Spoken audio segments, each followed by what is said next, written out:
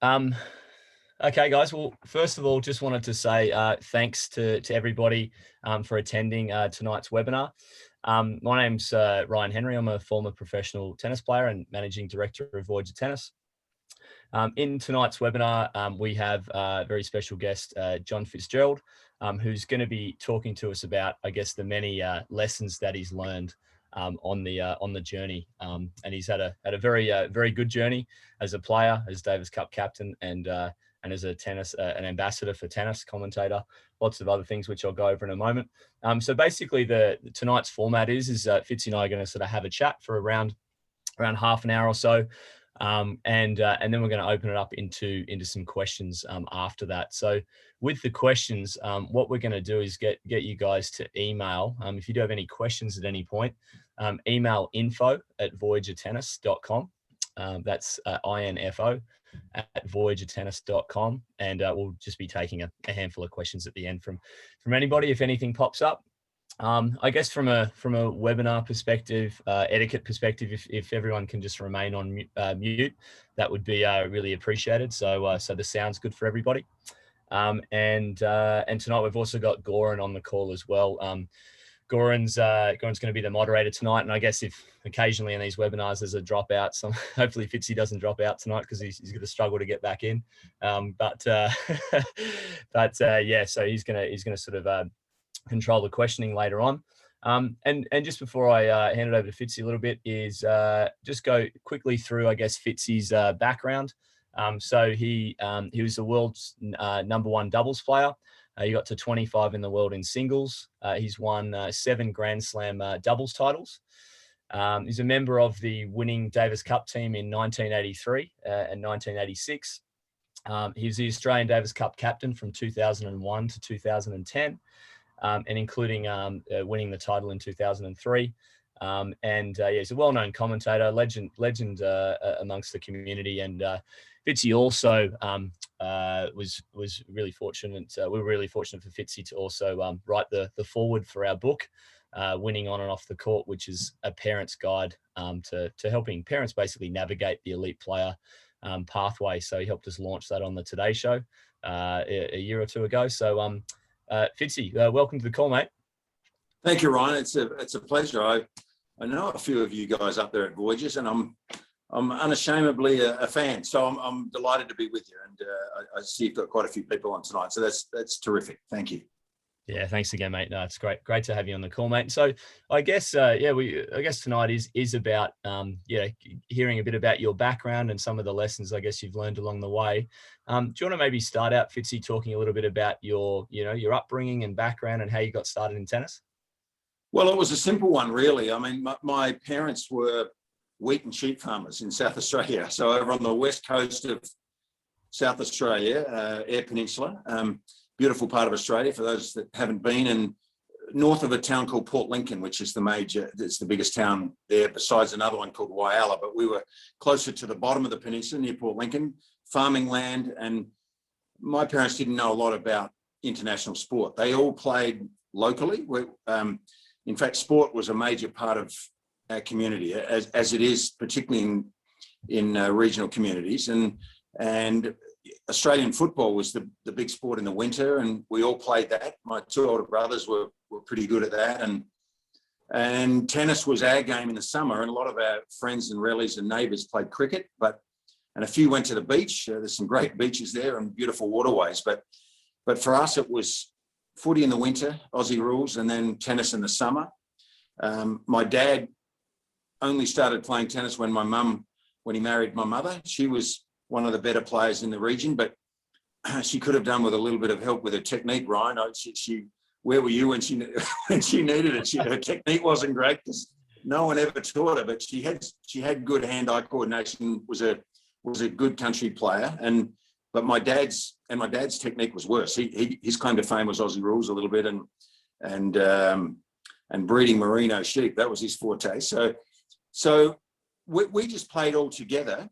My brothers were good. They were good country players. One of them won the South Australian Country Championships a couple of times, and together they won the doubles at the Country Carnival, we called it, so Country Week in South Australia.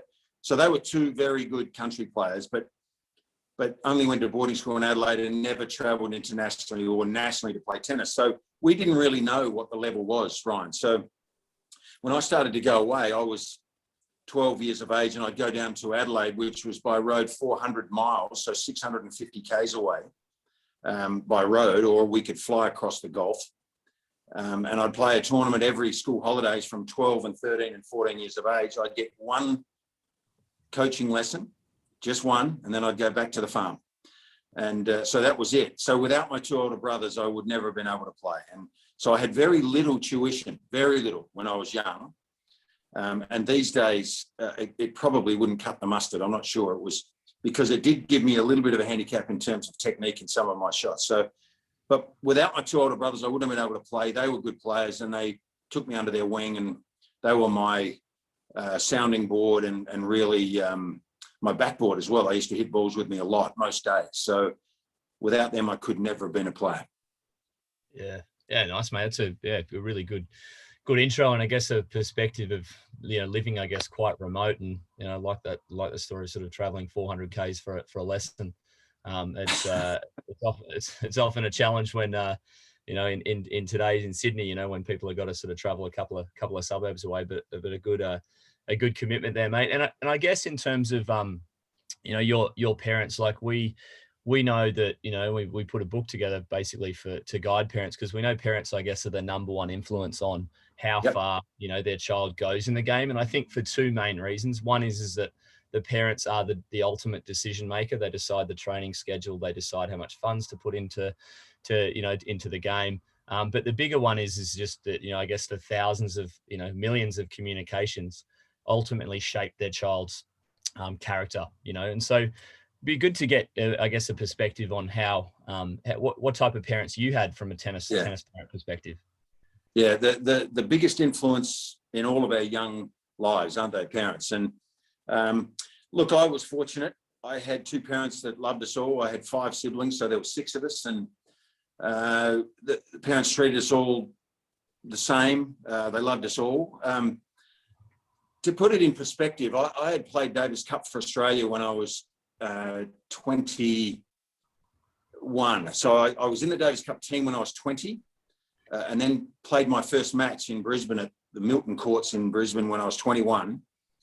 And my parents flew up from the country, and they made it there and walked in when I was halfway through the first set, because they didn't know I was going to be picked to play. And a few weeks after that, I went home to the farm, and my father, in all seriousness, looked at me and he said, "That's fantastic that you played for Australia, but he said, wouldn't you like to just come back and drive a tractor on the farm with me and your 2 older brothers?" And I said, "Well, actually, Dad, no, I probably wouldn't." But that's what he pushed me to no degree. He after I played Davis Cup for Australia, he would have been more than happy for me just to come home and live my life with him. So for him, it was about his kids and being surrounded by them, and just the love for his family. And Mum was the same. They wouldn't have minded at all if I'd gone home. I think they got a bit of a thrill later on a few times by watching me play, but they had no pressure on me whatsoever to play. The first thing for them was that they wanted their kids to have a joyful childhood.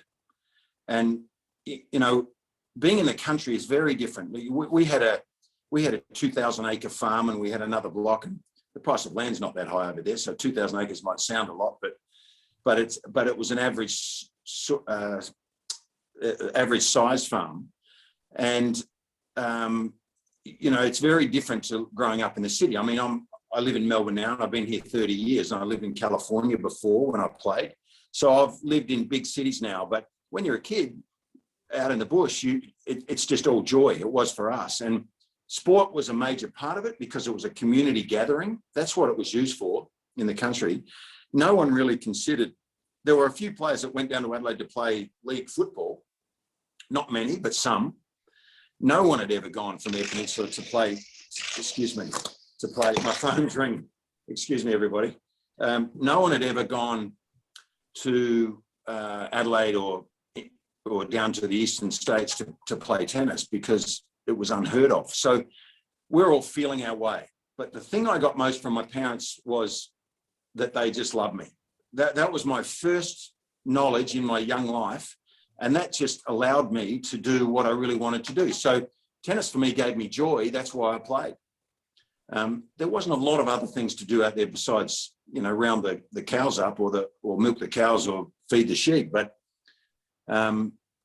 sport formed a great part of our childhood, and I loved it, and I wanted to play. So I think the biggest thing for parents, Ryan, and I'm a little bit long-winded here, but for me, and I'm a parent now of a young 25-year-old who's still trying to play internationally. He's actually got permission to go away and play in futures shortly in 2 weeks' time to Turkey. But so I understand what it's like to be a parent with a young child that plays, and he's a grown man now, but it's a difficult thing. But the biggest thing we have to all realize is that most parents don't quite understand the level that their child's at. And they also don't understand the level they have to be at. So that takes a long time to understand. And I think it's important that each child starts out his life playing tennis for the right reasons. It really is, because they're the ones that can have a chance, I think. You play because you love it. You play because of the joy. You play because of the social aspect, the friends you make. And particularly if you get a chance to play with your own family, it can bring you together. So for me, that's the main thing. And then as a family, you can learn. But the standard in the world is pretty high. There's about 140 million tennis players out there. So there's a lot. There might be more. In Australia, there's 700 AFL players that are on a list. I'm not sure how many there are in the NRL, but they're all on a minimum wage as a minimum.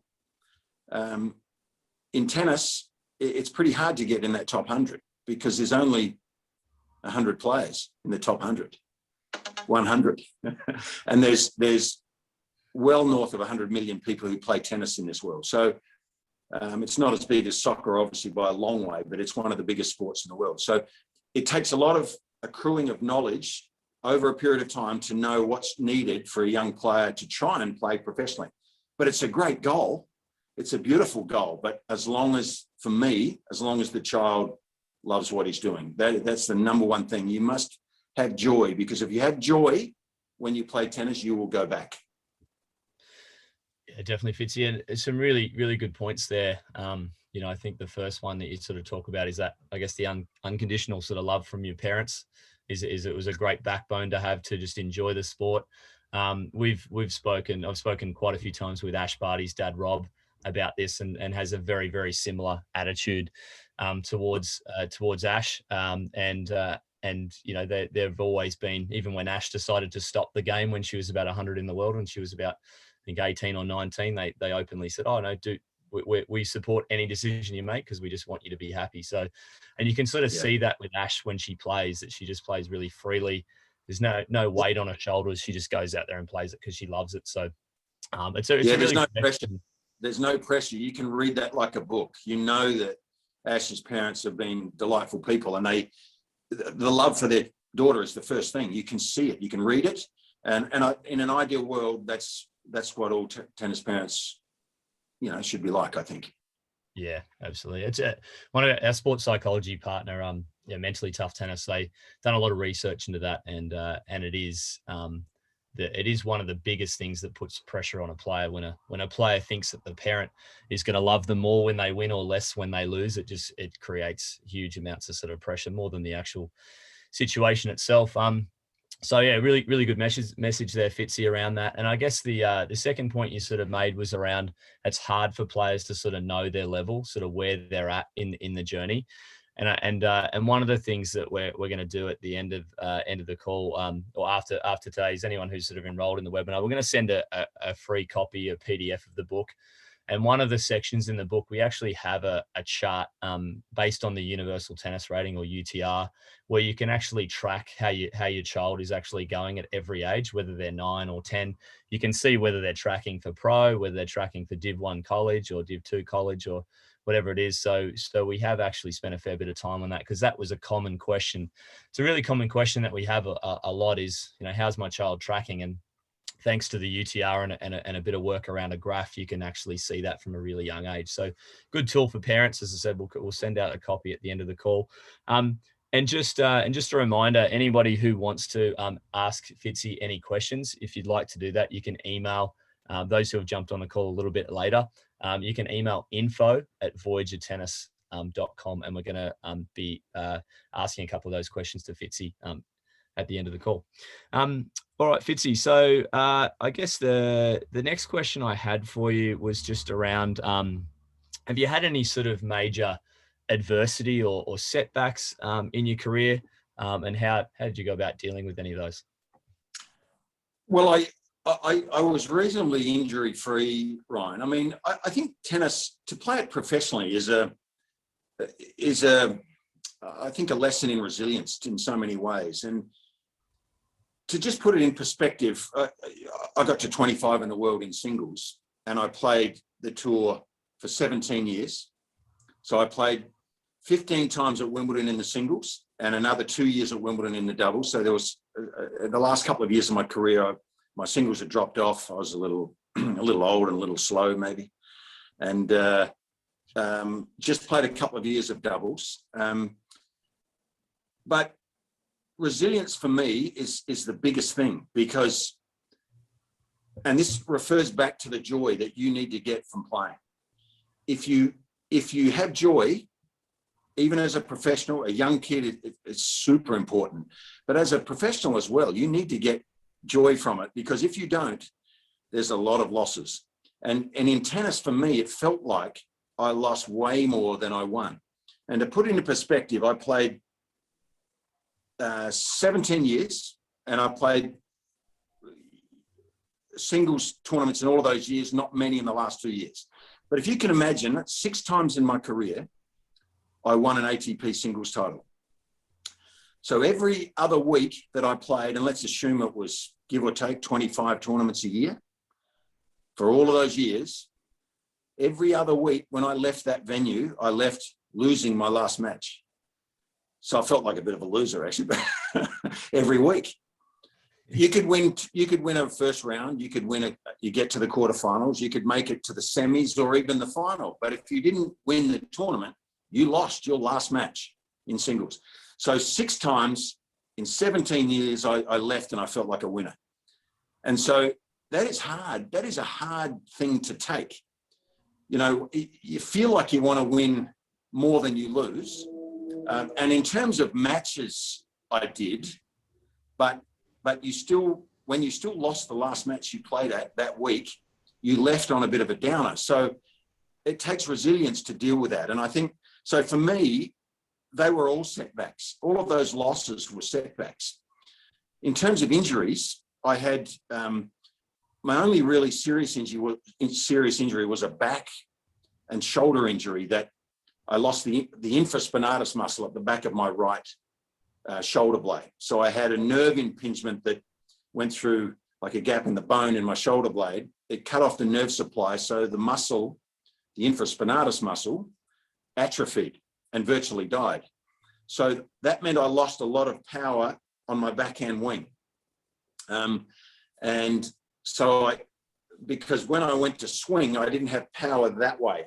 My elbow came out because I didn't have the muscle to bring my hand through. So I was always late hitting the ball on my backhand wing with a single-handed backhand. So what I had to do to compensate for that was, over time, I loosened my strings up. I went to a much looser restring, and I shortened my backswing and used my wrist a lot more on the backhand side. So I don't think I was ever the same when I lost that muscle, but I found a way to compensate to a large degree, and still had some success after that. And that happened when I think I had an operation in 1987, so I was 26 years of age when I had that. So, and I played through till I was 34 years of age. So I had that injury for a long time, but it's something you've got to deal with. So there's always things that pop up, injuries and all sorts of issues that pop up to test your patience. But I think the main thing is, if you have a lot of love for the sport you're playing and you get joy every day from it, you will have more likely to have resilience, I would think. Yeah, nice there, Fitz. I think that's going back to your backhand, mate. I think that's why I think when I played on your home court about 20 years ago that I was enjoying hammering that backhand side, mate. It was a good opportunity to come to the net behind it. So, look, I lost a lot of players, Ryan. I wouldn't, you were just one of them. No, yeah, I think you'd been retired for about 15 years, mate, by the time I played. Understandable, mate. But I don't know, when we discussed the other day, I thought it was quite a good example you gave me when you were looking to go to Junior Wimbledon. Do you mind sort of sharing the story? Yeah, I think in some ways, look, I might choose my words a little carefully here, because sometimes in the sport we have a minority of people who feel that they need to be, that all the money in the world needs to be spent on their son or their daughter. And it's an area of the sport that gets a lot of discussion and has a lot of debate.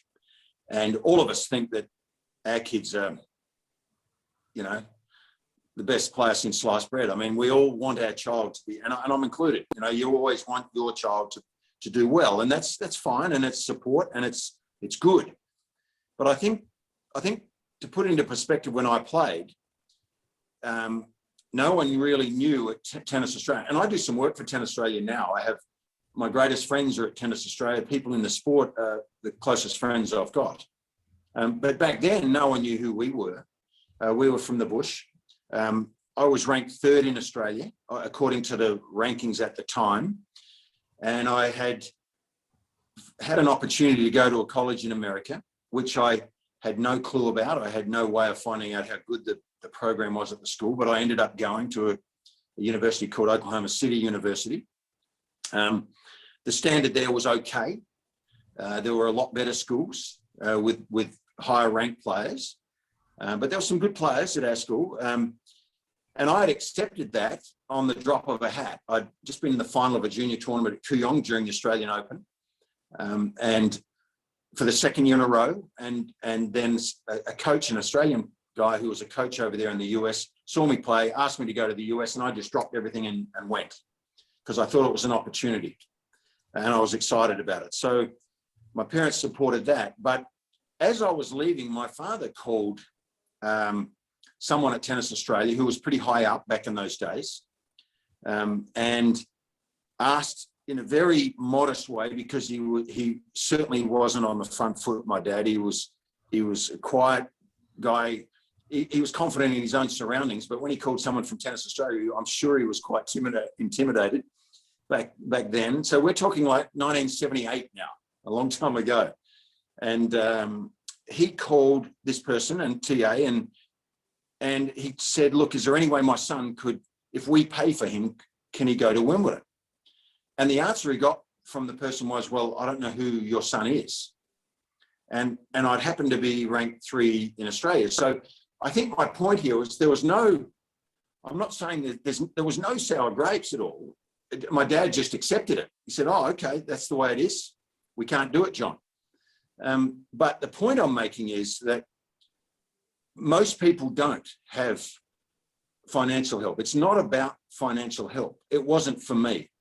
The first time I was in an Australian team was when I was 19, and there was a squad that left, and I was one of them, went to Europe, and I think I had a free airfare, and that was it. So in those days, the money wasn't the same. The Australian Open wasn't the financial Goliath it is now, but so there was not a lot of money around. But my point is that it's not about how, even for me, I would say it's actually not about how good you are when you're young. And tracking rankings is a good, healthy thing, and it's a really interesting thing. But I think you'll find, just off the top of my head, and I don't know the details of this, but I would expect that most players that turn out to be professionals who can earn a living for a sustained period of time are not the players that win at the 12 and unders or the 14 and unders. Most of the time, I would say, they are the players that hang around long enough to show a lot of resilience and keep playing into their early 20s, because you would be staggered, I think, at how many young players have this goal of being a professional and winning Wimbledon and being number one in the world. And by the time they get to 18, the vast majority stop playing, unless they go on and go to college, and unless they show a lot of resilience and go into their early 20s. A lot of them go into coaching. And that's a beautiful thing, because the industry is so big. There's many things you can do in tennis. But to actually be the one person who wins Wimbledon like Ash Barty did is a staggeringly difficult thing to do. But it's a great challenge to want to do it. And it's a beautiful thing to do, to play tennis and to go to Mildura and play on some beautiful grass courts and go there with your family, or go interstate, or go to the next suburb and meet all these beautiful tennis people. That's what it's about. And if you have enough get up and go, and you stick at it long enough, as long as you enjoy it, because if you don't, you'll probably stop. But if you enjoy it long enough, you'll keep playing and get so much joy from it. It's a beautiful sport that will then last for a lifetime. But for me, I didn't have the help, Ryan, at an early age financially, and I never expected it. It wasn't there in those days. So I'm not sure if that's where you want me to stop that story, but it was fine. We moved on, and I didn't know until a year later that I was good enough to play professionally, because by then, the following year in 1979, I qualified for Wimbledon. And I had no clue when I left Australia early that year that I was good enough to play as a professional. I didn't know. I didn't know how good these players in Europe were going to be. The players that came from Asia, the players that came from South America and the US. I was intimidated. I didn't know. And when I qualified for Wimbledon, the light bulb sort of went off a little bit. And I thought, okay, maybe I can. Maybe I can play and earn a living from this sport. But it took a lot of years. And it still was a few years after that when I actually put $1 in the bank. Yeah, nice. Yeah, it's a really good example. And I think a lot of the sort of the stats show that when back in the call it 70s, 80s, even early 90s, when players were going on the pro circuit, a lot of them did actually break through at that sort of 18, 19-year-old sort of age group. And I think one of the big trends that we've seen is that the age of the top 100 continually gets older. So a lot of the time, players are actually breaking into the top 100 at 25, 26 now. So that's why I think the players that have got that ambition to play professional tennis, you almost need those 3 or 4 years of college to get another couple of 100 matches under your belt. Become more mature physically and more mature mentally as well. And then you find it. Yeah, sorry, Ryan. It takes a very bold young athlete to be able to break in straight away. It's a difficult thing to do. It happens, but you need to be fairly precocious, I think. If I'm not a horse racing guy, but I know that the 2-year-olds in horse racing are very precocious animals. They're mature. In my day, Pat Cash was one of those.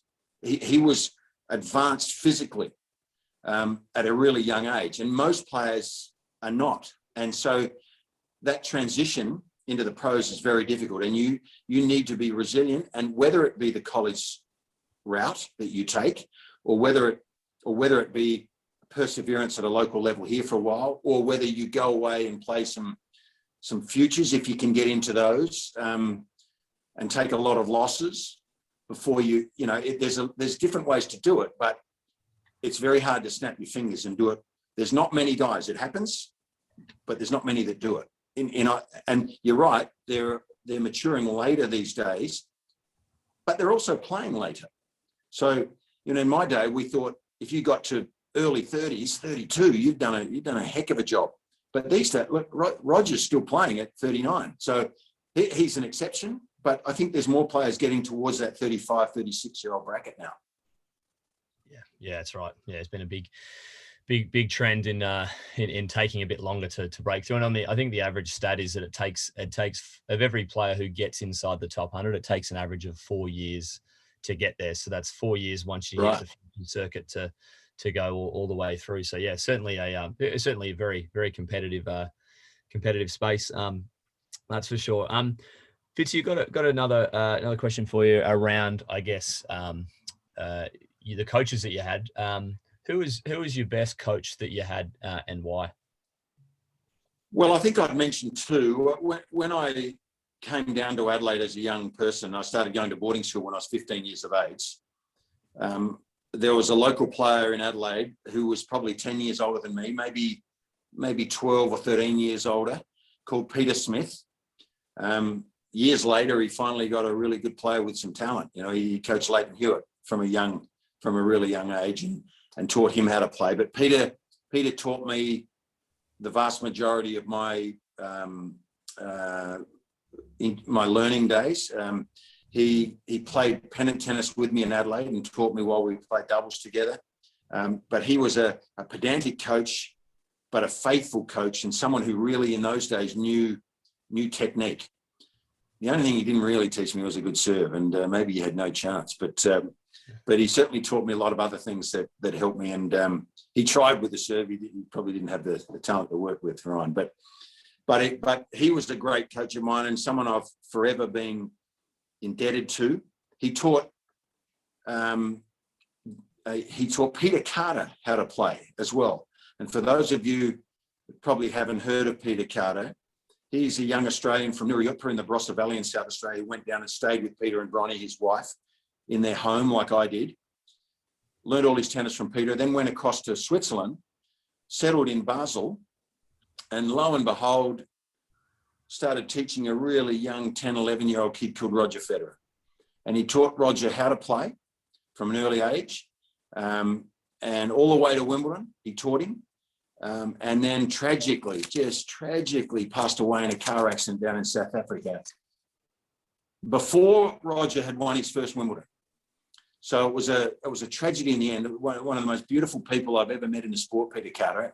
So Peter Smith taught him, and and Leighton Hewitt, particularly, the people you would know on this call. And then later on, as a professional, I teamed up with a guy called Sid Ball. Now, the older people on this call might remember Sid Ball, who played some Davis Cups for Australia. His son grew up in California and ended up playing Davis Cup for us too. So there were only two father-sons, I believe, that played Davis Cup for Australia. One was Fred Stolley and his son Sandon, and the other one was Sid Ball, my old coach, and his son Carsten Ball. So Sid was a very important person to me, and those two people have remained as close to me as anyone else on this earth. They're two of the people I'll always be indebted to. They're lifelong friends, and that's what tennis coaches can do, Ryan. You can teach people so many things on and off the court, and for me, they were two of the most important people in my life. Yeah. Yeah, nice, mate. Nice. It's really good. Obviously, there's a huge, the coach has a huge influence on the player and how far they go, as well as parents. So, good. Ryan, if I can interrupt, yep. It's one of the most important things a parent can do is to choose the right coach. Now, I wish you all well. There's probably a reason I'm on this call, but I've got some faith in some guys on this call. But it really is important, no matter where you are in the world, and certainly in Australia, there's a lot of coaches. Some of them can manage young people better than others. It's just a people management thing. And then there's a knowledge aspect, but it's knowing when and when not to teach young kids. And you need experience at it, but you need the ability to do it. And if you choose the wrong coach, sometimes they can teach you ongoing bad habits. So it's a very vital thing and something you've got to take seriously, to choose the right coach. I wish you all well in doing it, because there's no secret recipe there. You've just got to have intuition. You've got to read the play, and you've got to see which coaches suit your kids the best. But it's really an important decision. It really is. Yeah, some good advice, mate. Really, really good advice there. Just a reminder to everybody as well, if you'd like to ask a question, we are going to do it through email. So if you've got a question at all for Fitzy, we will open it up after the next question. So you can send an email to info@voyagertennis.com. Next question I had for you, Fitzy, was just in regards to Davis Cup. You obviously had a lot of success as a player, competing for the Australian Davis Cup team, but also as captain. Do you have any? Are there any sort of memories that stand out to you as being your favourite? Well, I think as most young Aussie kids, particularly in those days, but also now, we dreamt of winning Wimbledon. And about halfway through my career, I realised, gee, I'm probably not good enough to win the singles at Wimbledon. Reality started to kick in. I made the fourth round there 3 times, but I needed a bit of luck and the right matchups later in the tournament for me with my game to go deeper.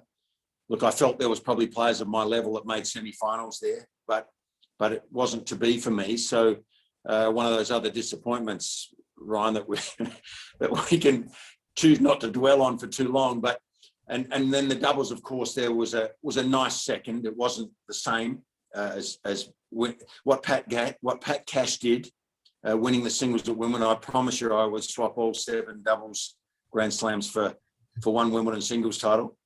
That's honest from me. I tell that to Todd Woodbridge a few times. He won 9 Wimbledon doubles titles, and I said, "Come on, mate, you'd swap them all for the singles, wouldn't you?" And he says, "No, I wouldn't." And finally, I get him to admit that he'd maybe swap 8 of them. And we do that in a jovial manner. What a great doubles player Todd was. But I think for me, Davis Cup, when I realised that I couldn't win Wimbledon, Davis Cup for me became the avenue, the conduit for me to probably have my most success. And the first year we won in 1983, Neil Fraser was our captain, and I give him credit, Fraser, because he had 4 players in his team that year, players that the older people on this call will remember: Mark Edmondson, Paul McNamee, Pat Cash, and myself. And you couldn't have got 4 different people on the planet. We were from different planets, the 4 of us. But when we came together as a team, Neil got us together like a good coach can, and molded that team with all those different attitudes and different skill sets and different mindsets, and made us into a team. And in 1983, we didn't have one player in the first 30 singles players in the world. But I give Neil credit, he got us together and we won the Davis Cup, beating Mats Wilander and Joachim Nyström, who were 2 top tenors. And Mats was probably 1 or 2 or 3 in the world at that stage from Sweden, and Nyström was in the top 10. So, and they had a guy called Stefan Edberg in the doubles, a young Stefan Edberg, and my old doubles partner, Anders Jared, in the doubles as well. So we were able to win that, and that was one of the great joys of my life. 3 years later, we won it again, ironically against the Swedes in 1986, again at Kujong on grass, fast grass. In the meantime, in 1985, they gave us a lesson on clay back in Sweden. They beat us to a pulp over there. But we got it, and they had a better team. They had more depth, better players. But again, we found a way, and Pat Cash then won 3 matches and almost single-handedly he won his 2 singles rubbers. One of them was very memorable, coming back from 2 sets to love against Mikael Pernfors and winning the Davis Cup. And he played doubles with me and happened to look a bit like Quasimodo afterwards, carrying me through the doubles in the middle rubber. And so he won 3 matches in a row. So what a performance that was. And that was the great joy of winning Davis Cup as a team with people that you came to love as your teammates. And because individually I wasn't good enough to win the big titles in singles, Davis Cup really filled that void for me, and it gave me the most joy, I think, and the best memories, I think, for my tennis career. Yes. Yeah. Nice, Fitzy. Good, massive achievement, mate. All right, I'm gonna move. I've got a couple of questions from some people in the audience here. So first one I've got here is, so you've been at the top of the game, and you've been surrounded by some of the best players of all time. Do you believe or what do you believe are the common character traits of the greatest players that you've been around? Well, so many of them can be different personalities, but they all have traits that can be so similar. They're all great competitors. They all have, if they get to the top of the game, and I'm talking right to the top, they have to have unusual talent. They have to. I think you can work as hard as you possibly can, but if you don't have a significant amount of talent and skill, it is very hard to reach that top echelon. But I'm talking the top of the pyramid, you know. So, and some have more talent than others. You know, there's no doubt that John McEnroe had more talent than Pat Rafter. Now, Paddy Rafter is one of my great friends. He's a guy who he's younger than me by 12 years to the day, actually. But I respect him incredibly, Pat, because he had incredible talent, and part of his talent was the physicality that he brought to the table. But he didn't have the talent of a John McEnroe or an Ivan Lendl or a Mats Wilander or a Stefan Edberg or a Boris Becker. That they were, and I'm talking about the men's game here now, which I know better. So forgive me for that, but they have to be incredibly talented to get to the top and stay to the top. Some have more than others. I'll never forget McEnroe saying when he was going head to head with Lendl years and years ago in the 80s, that he felt like he had more talent in his little pinky finger than Lendl had in his whole body. That wasn't quite right. Lendl had incredible talents. They were different types of talents than McEnroe, but a lot of different skills. Mainly they become great competitors and they understand how to win. And their preparation is usually faultless. And they have an incredible resilience, I would say. That word is so important in a competitive one-on-one sport. You know, I argue, and I'm a bit biased, and maybe it's me looking over my shoulder, but I think tennis it's one of the most difficult sports in the world, without a doubt. But it is probably just as equally as rewarding. No matter what level you get to, in the end, I think you can get more joy and more comfort almost out of this sport. It gives you so much if you play this for a lot of years, this sport. But it doesn't mean everyone can get to be an Ash Barty or a Pat Rafter or a John Newcomb or a Rod Laver. It's a rare few that can do that. And we all have ambitions, and I can certainly tell you that I didn't achieve my ambitions. Maybe winning a Davis Cup was one of them, but my individual ambitions were not achieved.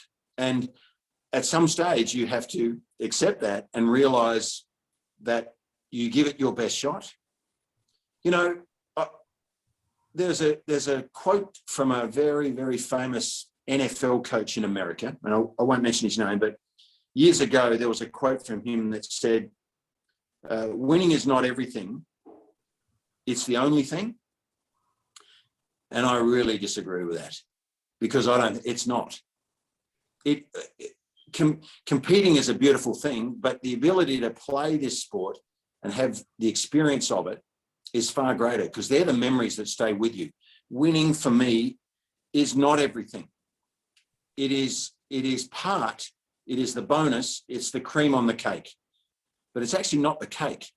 The cake is all the experiences you go through and the people you meet and the memories you retain for a lifetime. So, you know, I think for me, that's really important. And those different players, some of them are better human beings than others. And it's probably appropriate, Ryan, I hope I'm not going too long-winded, being too long-winded here, but I want to share a story with the parents on this about Roger Federer. Now, I sat on the court with Leighton Hewitt when Leighton came back from 2-0 in a semi-final in 2003, and we ended up winning the Davis Cup. But in the semis, he came back and beat Roger from 2-0 down. Roger was a little annoyed with that, and the next 17 times he played Leighton, he beat him. But I had the privilege of sitting on the side of the court on a cold September evening in Melbourne, and saw that performance from Leighton and saw the beginning of the great Roger Federer, because earlier that year he had won Wimbledon for the first time, and he beat Mark Philippoussis in the final in 2003. So we all know what he became. We all know clearly what he became, and virtually everyone, I'm not sure there's 100% on this call, but I would be willing to guess that there would be 100% here are fans of Roger, because how can you not be, as a tennis player and as a person? And one thing I saw from him at the Australian Open one year will never leave my mind. I was sitting in the Players' Lounge, and please forgive me, I'm going to name drop a little bit. I was sitting with Pat Rafter and Wally Masur, two of the closest people I've got in tennis. And my son that year, he had a badge because he was working for TA. He has done a course in software engineering, or he's 2/3 of the way through it and still trying to play tennis. So education is important. It is for him and all of us. But we were sitting in the Players' Lounge. Roger Federer was there with his wife, his two twin daughters, two nannies, and two friends of the children. There was 8 of them at a table. And they were just across from where Wally and I was. Now my son is as big a Roger Federer fan as everyone else. And I texted him, I said, look, come in here, Paddy. And his name's Pat. I said, come in here, Paddy. Look, Fed's on the next table. So he came in and he's very quiet, my son. He always has been. And he just sat there and he knows Pat and Wally. And he listened to our conversation. He was sort of half observing Roger over there. And after about half an hour, Roger's entourage stood up and they started to leave. They wandered off just quietly. He was the last one sitting at the table. And there was quite a mess on the table. And in that Players' Lounge where there's, I don't know how many cultures every year, 40, I don't know, it's just a guess. There's a lot of different cultures in that Players' Lounge at a Grand Slam tournament, and they all think differently, and they all clean up their table differently, and a lot of them don't do a very good job. They get treated pretty well. But Roger Federer had at that stage, I think, won 17 majors, and he stood up as his family had gone and he started to clean the table up. So he started to pack the dishes on top of each other. He cleaned up half of it, piled it all together, walked over, put it on the bench where these two beautiful little Aussie girls were working. They were probably being paid, but they were working during the tournament, and they were about 20 years of age, and they were in awe of Roger. And he stopped and he spoke to them both, not just for 5 seconds. He spoke to them for about a minute, and then he went back to his table, cleaned up the rest of the dishes, took them over, and then just wandered off. The table was spick and span. So I'm sitting with my son, and I haven't said a word, and he's seen the whole thing. And I just tapped him with my leg under the table, and I noticed him. He didn't say anything because he doesn't, but he just went. He got it. He understood.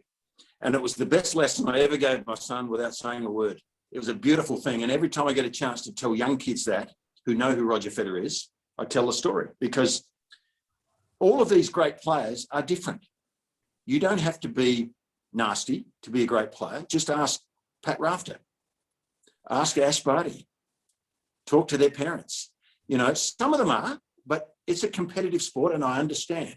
They are in other sports too, and they are in business. Some of them are nastier than others, and some are just the most beautiful human beings you could ever meet. So it's a mixture.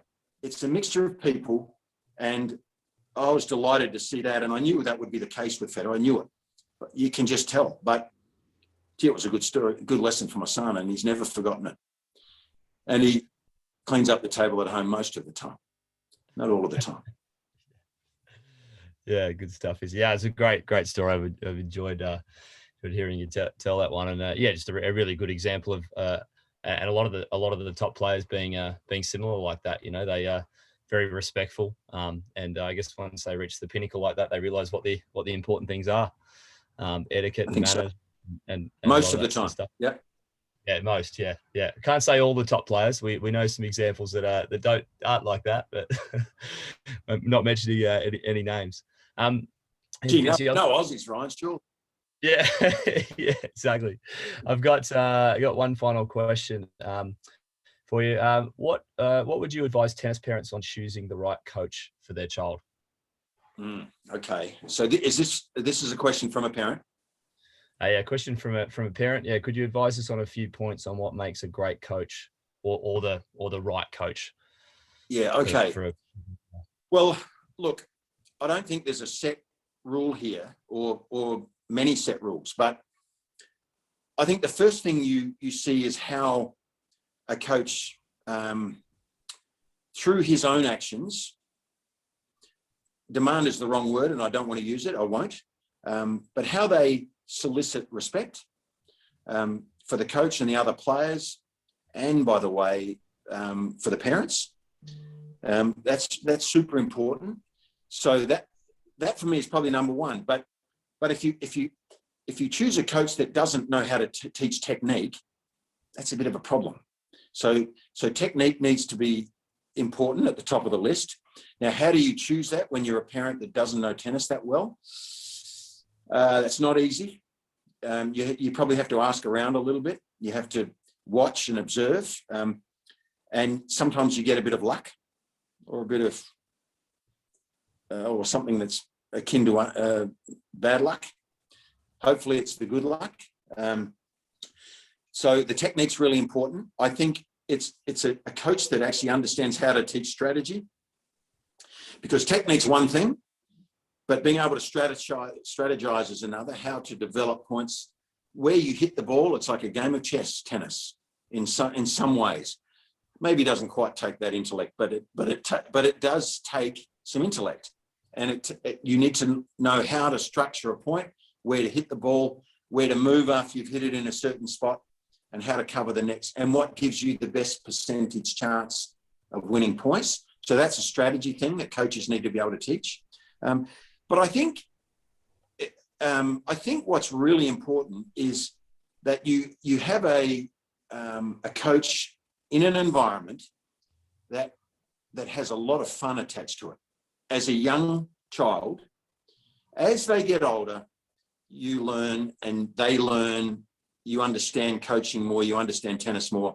You may move. You may or you may need a change. But if you get the right coach, you probably won't. But I think as a young child, those young kids need to have fun. If they don't have fun, the vast majority of time, you'll find over time, they'll stop playing. If they have fun and they enjoy it, for me, it's the biggest thing. And, you know, when I go around the country and I help Tennis Australia put through the ANZ Bank, we put rackets into hot shots kids' hands. And, you know, 30,000 per year some of the time. Those little kids need to have a fun experience. And it's really important the first time they pick up a racket, they have fun, because if they don't have fun the first time, they'll probably, and I've seen it, kids will drop the racket, they walk off, and sometimes they never come back. Sometimes it's years before they come back, and sometimes they never do. So I think fun is hugely important for a little kid. The right environment, to have other nice little kids around certainly helps. And it needs a coach that can work a group and have people management skills. if it's group lessons, and if it's just individual lessons, the people management issue is still there. They need to have that, because they need to be like almost a parent to the child as they coach them for that hour of the day, or that 2 hours, or whatever it is. So I hope that helps. It's not a simple thing to find great coaches. They're out there. I know a few, and I know a few in Sydney, and I know a few in Melbourne, and some in Brisbane. I know a few in Adelaide, and I know some in Perth as well. You know, but it's tough to find perfect coaches, and it's like getting a perfect tennis player. It's hard to be perfect. Maybe it's impossible. I don't know. Yeah. Unless you talk to Roger, that he becomes annoying in that category. You know, the perfect category.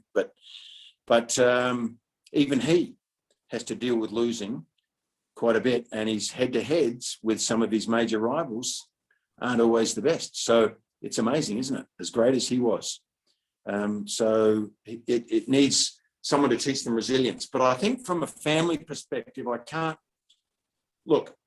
I'm a parent to my own children.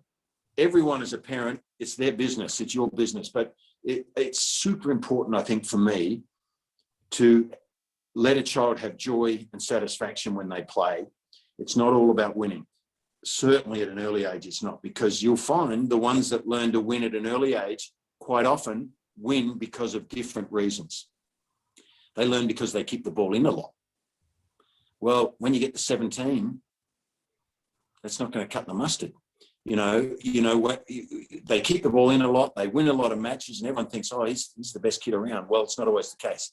When you get older and you learn your skills and your strength becomes like an adult, then we find out.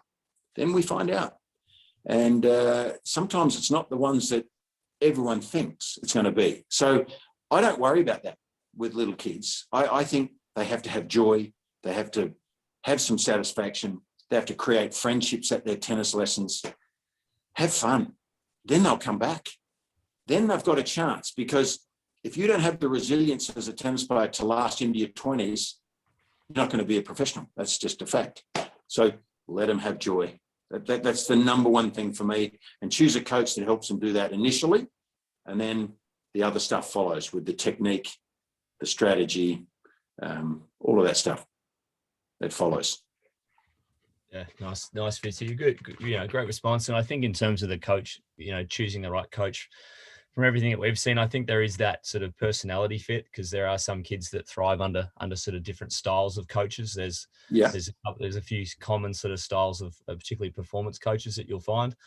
And the second thing is that we always think is really important is that coach becomes a mentor, not only for the player, but also for the parent, to help them, I said, navigate all of the challenges of, the elite player pathway, which is everything from creating, training schedules to competition plans, to physical training, sports psychology, if there's a need for it, physical screenings, basically taking them through the whole journey. And a really good performance coach should have a lot of knowledge, I guess, across all the areas, So really good. And Ryan, also, just one last point.